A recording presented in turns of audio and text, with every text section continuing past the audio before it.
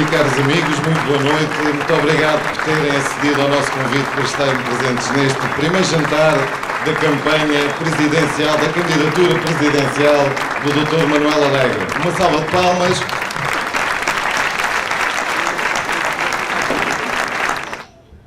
É um prazer estar hoje aqui convosco em Setúbal, naquilo que é o início de uma caminhada que espero que acabe bem para todos nós. Como sabem, alguns nunca se enganam e não cometem erros. Eu tenho-me enganado muitas vezes e tenho cometido erros.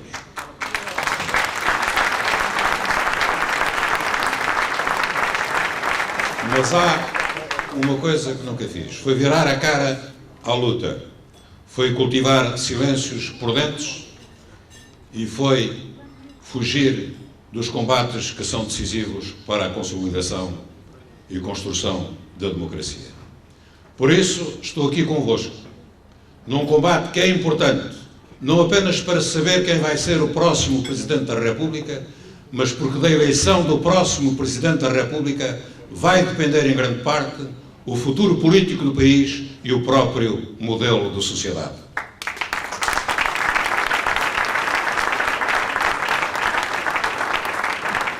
É preciso um país onde os portugueses sejam tratados como pessoas e não como números. É preciso um país onde os portugueses sejam cidadãos e não súbditos. Um país onde a economia esteja ao serviço das pessoas e não as pessoas ao serviço da economia. É preciso um país onde o grande sonho do 25 de Abril, da democracia e justiça social, não seja uma recordação nostálgica do passado, mas algo que é vivido no nosso cotidiano e que é concretizado na nossa vida, sobretudo para aqueles que no dia 25 de Abril ainda nem sequer tinham nascido. E por isso eu me candidato a Presidente da República. É preciso um país onde os direitos sociais sejam inseparáveis dos direitos políticos e a democracia política seja completada pela democracia económica, pela democracia social, pela democracia cultural e também pela democracia ambiental.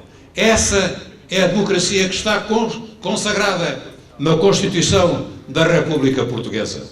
Uma democracia que teve desde o início uma dimensão de sonho, de utopia e de justiça social, à volta de um pacto entre socialistas, comunistas, sociais-democratas e até democratas cristãos.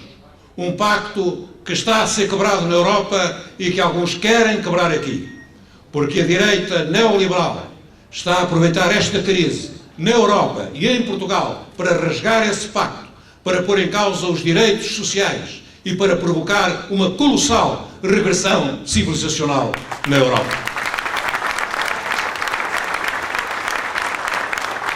E por isso, isto é um tema que vai estar em discussão. Nós sabemos quais são as raízes desta crise.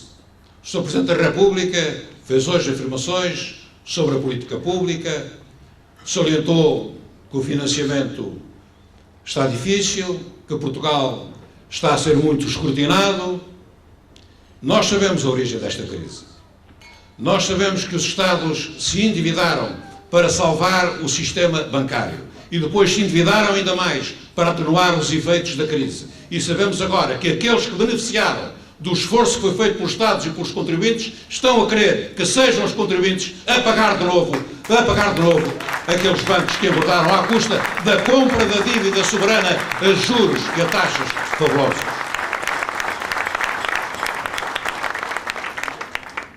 Nós sabemos da origem da crise. Nós sabemos que ela se deve aos atrasos estruturais do nosso país, a problemas de qualificação, de competitividade. Sabemos os problemas do endividamento, mas também não esquecemos que foi durante o consulado do então Primeiro-Ministro Cavaco Silva que se investiu muito mais no botão do que nas pessoas e que o endividamento cresceu nessa altura cerca de 10%. É preciso não ter a memória curta.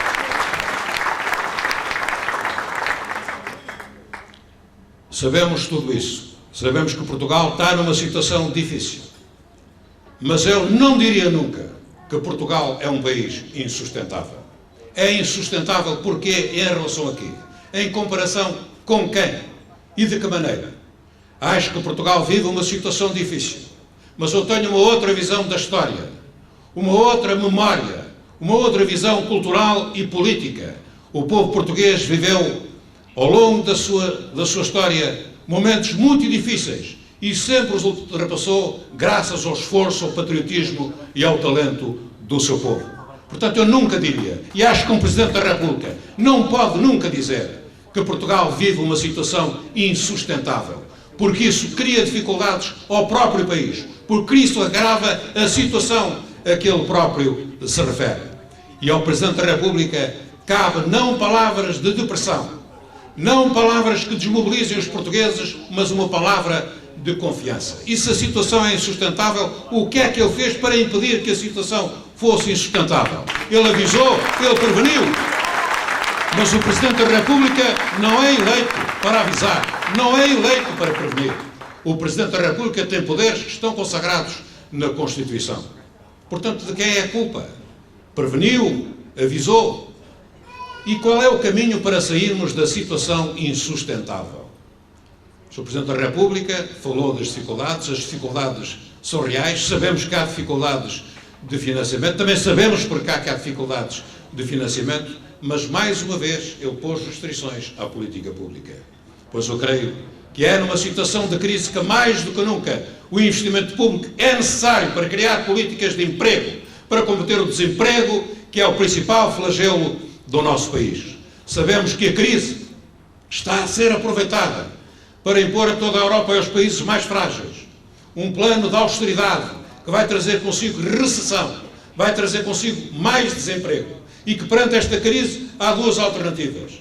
Essa austeridade, a recessão, o desemprego, a desregulamentação, a diminuição dos serviços públicos sociais, a liberalização dos despedimentos, ou que há outra alternativa, que é uma reforma profunda, que é uma política de coesão económica, de coordenação económica, de coesão social, de criação de emprego e, sobretudo, de mais solidariedade. E quando dizem que a Europa precisa de mais Europa, nós precisamos de saber de que Europa se fala.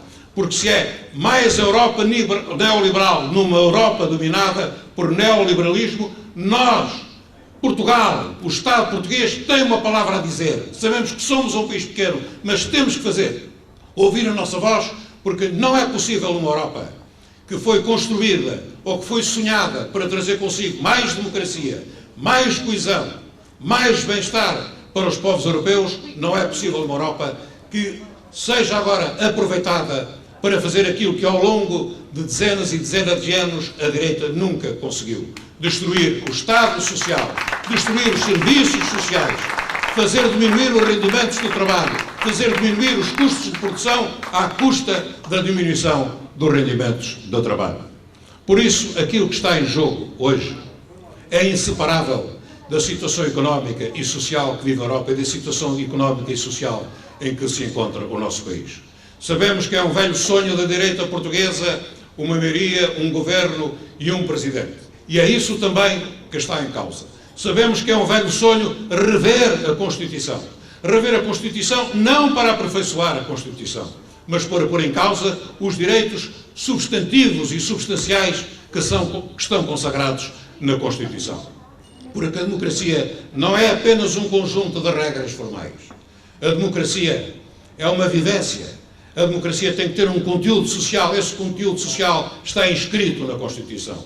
E se se conseguisse fazer essa revisão da Constituição para pôr em causa os direitos sociais, para pôr em causa o projeto social que lá está, não se estava só a rever a Constituição, estava-se a rever e a subverter a própria democracia, tal como ela foi construída na sequência da Revolução do 25 de Abril.